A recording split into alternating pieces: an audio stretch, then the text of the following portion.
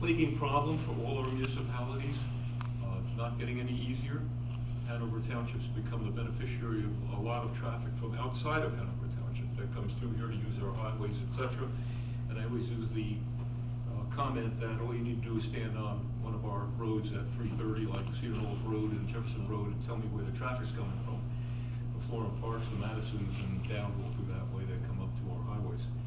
So to that end, this past November, both the Deputy Mayor and I made a presentation to the League of Municipalities and the mayors down there on a resolution that we would hope they would adopt. And that resolution was to make the traffic impacts caused by developers, in this particular case, contributions to mass transit and other types of solutions and moving traffic and improving transportation throughout the area.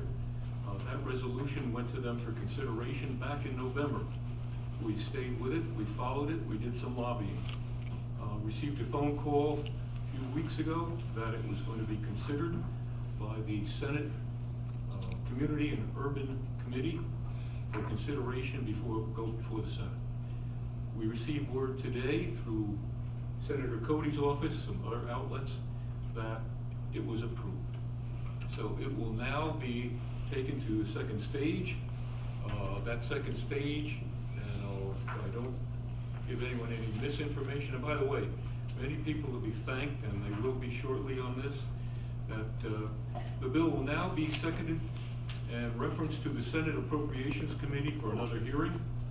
After that, it will need to be voted on by the full Senate and the Assembly, and then it will be introduced as their own bill, after which this will then be given to the governor for his approval and signature, and I hope the governor gives this all due consideration when he considers all the impacts that we suburban areas are taking with the fair share housing obligations that have been put on us.